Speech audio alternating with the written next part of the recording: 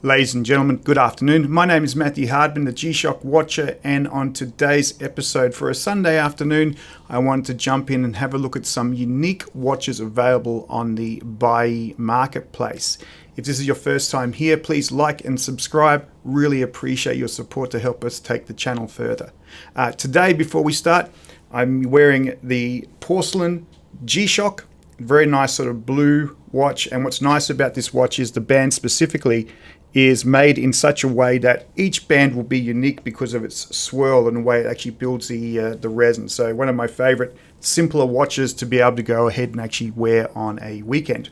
All right, let's get stuck into it. I've got 5 unique or interesting watches, which I'm not necessarily saying you should go and buy. Some of the prices are kind of crazy, but they are very unique watches that I've actually seen on the marketplace as I browse around. So with that, let's get started. The first one is a very interesting watch, especially if you like McDonald's. It is the Big Mac 50th anniversary watch. And this is a DW 6900, but you can actually see here all of the stylings of this particular watch are based around the McDonald's Big Mac. Now, if you like hamburgers and you like McDonald's, this is probably a watch you're going to want to wear to show your support for fast food. In a days where we're all talking about health food and being healthy, maybe a Big Mac is not the biggest thing to go ahead and actually parade, but I do have friends who are very big fans of McDonald's food, one in particular, and he knows who he is. This is a very, very interesting watch that someone of that support, that fandom of McDonald's could certainly enjoy. This watch itself, it came out, if we go have a look, in 2018. G Central talks about this being the McDonald's Cross G Shock DW 6900 Big Mac 50th anniversary watch. And, you know, Casio, and it's particularly the G Shock brand, loves to do these sorts of collaborations to celebrate different types of events. And so what they've done here with McDonald's is to build this G900 or DW 6900 to celebrate the 50th anniversary of McDonald's here. Now, this watch, when it came out, or when it was released in 2018, went for 14,900 Japanese yen on Rakuten. In terms of limited editions, 1,000 pieces only. So it was a limited edition watch and has all of the McDonald's paraphernalia. The back plate's kind of cool as well with the Big Mac on there.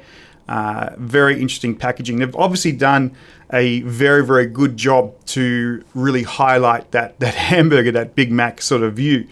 Now, at that price point when it came out, 14,900 yen, if we go back to Buyee, what they want to do is sell it for 188,000 yen. So that's a lot of money. And if I were to go and do the calculation here, so if we do, let's have a look here, calculator, you can't see this off screen, but 188,000 divided by 14,900, that is a 12.5 times increase on the value of that watch. So that's a very, very good ROI if you're able to get that watch. Now, of course, the big thing is here, if we look at it, there's no bids, and I can't even bid on it. This one, it might be a restriction, but 2 days remaining, 0 bids. Someone's obviously very keen to think they can actually get a very, very big price at, you know, nearly $2,000 Sing, so $1,776.60 to be precise, a 12.6x increase on the acquisition price. So very, very interesting one. That is the McDonald's Big Mac 50th anniversary watch there. So interesting start. Like I said, I probably wouldn't go ahead and actually bid on a watch like this, but if you were absolutely the collector of everything to do with McDonald's, this might be the watch for you. Now, second up, in terms of celebrations of different events in time, there's this particular watch as well. This is the Nippon Challenge America's Cup MRG, the MRG 1001V4A. This came out in 1999, so it's a 26-year-old watch. And, okay, it kind of looks like it a little bit. Certainly the MRG watches today, they look a little bit more premium. This is very much a digital watch.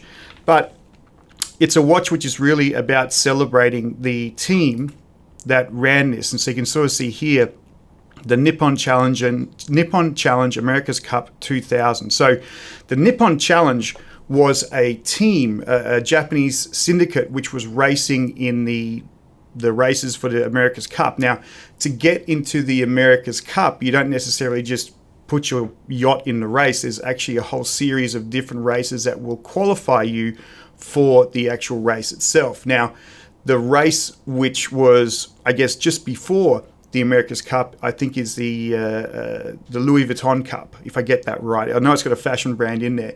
And the Nippon Challenge that this watch is actually built for, they came in fourth. So they didn't necessarily qualify in the year 2000 for the race. But obviously, Casio and the G Shock brand were getting behind them. They wanted them to be able to highlight wearing the G Shock watches. And this watch itself was actually built in such a way that it had features for racing. Now, not massive features. It's got a tide graph in there. I would have assumed it would have a stopwatch, but maybe it doesn't have a stopwatch in there either. But tide times was probably in there as well. There is obviously some aspect of race technology built into it. So there must be a timer in here as well. So you can sort of see the timing display there. But if we look at some of the aspects of the sides of the actual watch itself, we can actually see the Nippon on the back there, which is a nice celebration of the event. We've got, if we go down here, there is no second. That's what we sort of put on the actual watch. And further down, we've got the MRG logo, the Tactician, which is the style of the watch. If we go back here to Shockbase, they sort of call it a special edition Tactician watch. And down the bottom here, we've got the name of the skipper. His name was Peter Gilmore, and he was the skipper of the Nippon Challenge, the team which was trying to race into the America's Cup. That year was won by a New Zealand team that came out very, very strongly. So unfortunately, Nippon Challenge didn't get into the America's Cup, but they did obviously produce these watches to celebrate the team and the work they were actually doing. Now, this watch, when it came out, was going for 62,000 yen. I mean, it is an MRG watch, so it's got a certain quality level which is associated with the watch itself. So 62,000 yen. If we go over, they currently want it for 250,000 yen. So that's $2,300 Sing. So 60,000 to 250,000 is about 4x the price to be able to go ahead and actually get it. So I would be guessing if you were a yacht enthusiast or an America's Cup enthusiast, this is a very interesting watch to be able to go and pick up. It wasn't the winning team, but it was the team of that year that was participating. It's a signature edition. We don't necessarily see too many sort of signature edition MRGs like this. We see lots of MRGs, as we've talked about in the video produced yesterday, but this is a signature edition MRG, which is an interesting watch to purchase. Okay, third one is this particular watch. This is an 80-piece only watch. It's the G Shock Cross Coco Ichibanya Captain Tsubasa. Again, butchering Japanese names, and I apologize for anybody from Japan who is watching this, but they have the Captain Tsubasa design watch, a GDX 6900, so it's a 6900 watch. They want 250,000 yen, so 2,362 yen. And if we look at this, it does look pretty much like a standard 6900. But if we go through and have a look, you can start to see the sports theme about this. So Captain Tsubasa is a comic book for a football player or soccer player, depending on which country you actually come from. Very, very popular manga series between 1981 and 1988. There were movies, there were TV series, a whole range of different things. But this is Captain Tsubasa here. And if we go and have a look, hard to get a good picture here, but he was the main star. This is the author himself who created Captain Tsubasa. And there's obviously a themed watch using some of that branding or livery is what they sort of call it. Special edition watch on this one here. Now, this watch typically goes for 16,500 yen. And if we go here, they want 250,000 yen for the watch. Now, of course, it is a limited edition, 80 pieces only. I can't necessarily see what's on the back of that watch to see if there's actually any sort of inscription on the back plate. maybe it actually has one. But if we do the calculations, let's do this again. So $250,000 divided by, what was the price of the other one? 16 and a half. 16 and a half. That is a 15x increase on the actual price. So that Captain Tsubasa obviously brings that one up. Again, when we look at it, it's only a buyout price, so people are asking to buy it outright at 250,000 yen. It's got 5 hours remaining. No one's bought it, but it's an interesting watch. Again, we're just looking at interesting watches that we're finding on Buyee, not necessarily good bargains, but we'll talk a little bit about bargains towards the actual end. Okay, so that was the third watch. The fourth watch is this one, and you know, I am a bit of a fan of Frogmans. I've never actually purchased these digital Frogmans, but this certainly the sort of, you know, high-end watches which are really built for extreme conditions, similar to the Rangeman. The Frogman is very much about the diving aspect of it. Now, this is a very special one. This is the GWF D1000ARR-1JR, the Antarctic Research ROV collaboration watch. And, you know, it's a very cool watch for the colors, the blacks, the blues, the reds, the yellows, you know, really going ahead and showcasing the watch itself. And if we have a look at this and go through here, really solid watch. Packaging is very, very nice. If we go to the back plate, you can actually see the Antarctic. Antarctic. I keep thinking, is it going to be Antarctic? Antarctica. It's Antarctic. So the Antarctic map is actually inscribed on the back of the actual watch itself. There you can go. You can have a better look at it. And it's a very clean looking watch. Like this looks like it's something which is very well maintained. If we go down to the description here and have a look, purchased Casio online, stored in a dark place. So it would seem that somebody actually purchased this and never really went and actually used this. Now, what was interesting to me, I did a comparison between this particular Frogman and my own Frogman, which I'd purchased a while ago, one of the more solid analog ones. And I was trying to work out, you know, is there a reason why this particular watch is a lot more expensive, and why on these watches, if we have a look here and have a look at these two things here, what are these two things? And what I found out, and I had to do some searching around because I couldn't find any documentation on this. I couldn't actually find any manuals that talked about it. Most of the time, the manuals talk about the functionality of the watch versus the exterior of the watch. I had to go and do a little bit of research, got into some AI there, so I went ahead and actually jumped into Google Gemini. And what it tells me is that those sensors, those things that we're actually seeing here on the actual watch itself, the top right and the bottom right, are actually sensors. These are sensors for the actual watch to be able to do certain functionality, which kind of makes sense, but you don't necessarily see them so prominently on the watch. And the reason why that these watches are much more prominent in their sensors is because they were really built to be able to incorporate higher end technologies around depth and diving. So it's got a dedicated depth sensor in the actual watch, and an underwater compass and a temperature sensor. So what you're sort of seeing is actually these sensors coming out to be viewed much more clearly, and I guess to be able to go and provide a lot more intricate information. And so if we go through here, this is probably clear, you can see the sensors top and bottom. And if we go back and have a look at this particular watch itself and go down, sure, it's got all of the functionality, diamond light coating, magnetic resistance. But if you look at the sensors, it's got a compass, it's got a depth meter, and it's got a thermometer.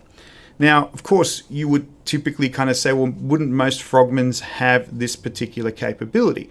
It turns out on the analog watches, it doesn't necessarily have that. So if I would go over here to the Frogman series of watches and just have a look at that on Shockbase here, and we'll go down to, let's see here, Frogman. I'm not sure why the navigation of this particular site keeps shuffling things around. But if we have a look at something like this, you know, this one doesn't have any of those functionalities on the actual watch, the earlier Frogmans, right? So, okay, maybe they've actually incorporated that later on. So let's go all the way down to the very latest Frogman watches and my favorite one here at the moment, this particular watch.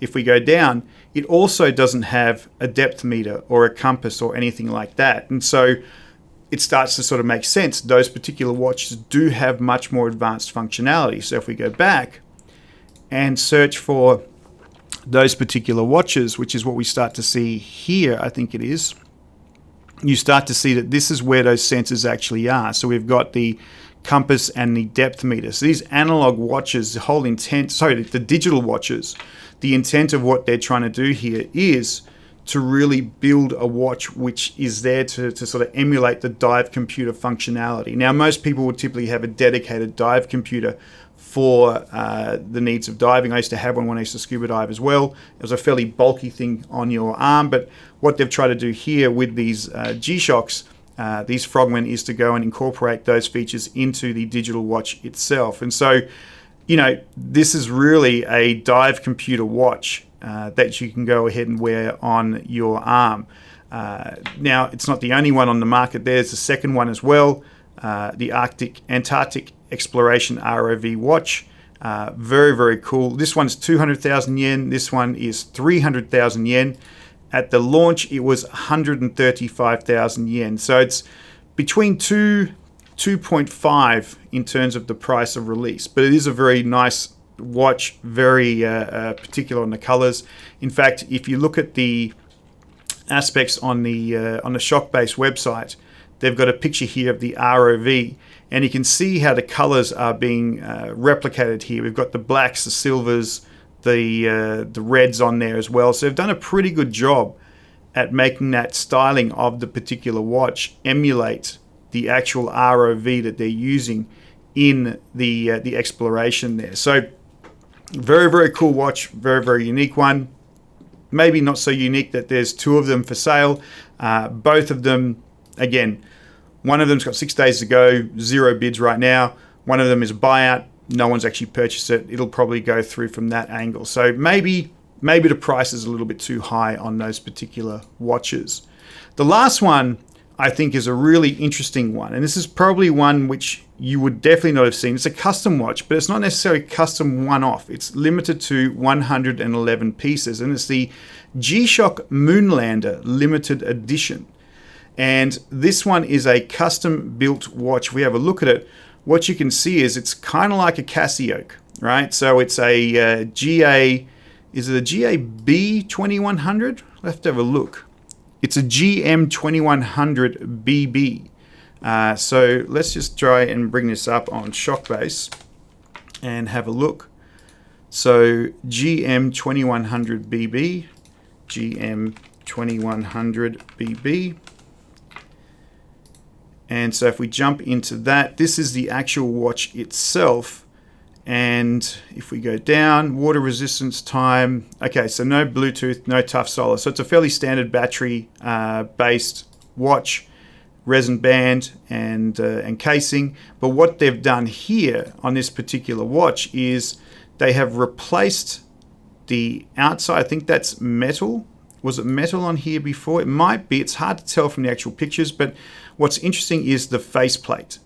So they've fully replaced the faceplate with the moon and the lunar lander on the actual watch itself. And if we go down and have a look, the backplate looks exactly the same. So really what they've gone ahead and customized is this aspect of the face of the watch itself. And so the people who have done this was this combination here of Fratello and IFL. And they've done this one giant leap for watches, and it's celebrating the 55 years since the 1969 lunar landing. They've collaborated with customizer IFL watches to create the Moonlander Casioak. And that's the actual watch there. So it's a very interesting sort of a watch. There's a good picture of it. So you can see clearly the Moonlander, the moon. Very, very well done. Like, it's not a sort of a cheap sort of knockoff by any means, right? This is actually seems to be a very well done sort of watch that they've brought to market here. In terms of availability and cost, so they were saying here that it's about $1,100 US. The price that this is going for right now is $5,000 Sing. So it's a lot more expensive than what it was when it came out. It's got 1 day remaining and 0 bids again. So, very, very cool watch, very interesting watch, but not necessarily something that people are clamoring to go ahead and get their hands on. It's a nice one-off one. So if you purchased it and you're a big fan of the moon landing, great watch. It's just probably not going to go at that price on the second-hand market. Before I do go, so we've talked about those 5 watches. We talked about the MRG watches in yesterday's video. It's really interesting to note that there's quite a few of the MRG watches that are on Buyee at the moment, which are kind of going for 50% at the moment. Some of those particular watches, if I can go down and see if it's still in my history here. Let's go across and have a look. Well, let's see if we can do a search here. MRG. And let's do a quick find here. And this is really if you're looking for a bit of a bargain. Obviously, some of these MRGs, those are still very, very expensive. Those are those limited edition ones. But if we go down a little bit and look for, actually, we'll do a search here. I'm going to randomize here a little bit. We're going to go to MRG and price high to low. If we come down to the second and third pages, what we'll actually find is there's a few of the MRG watches which are kind of going at a price which is pretty decent. So for example, this one here, the MRG B2000B. This watch, if I look at it, is going for 2.6. If we go here back to Shockbase and have a look at this particular watch, MRG, let's have a look. We want the MRG B2000B1AJR, and I think we want this particular one.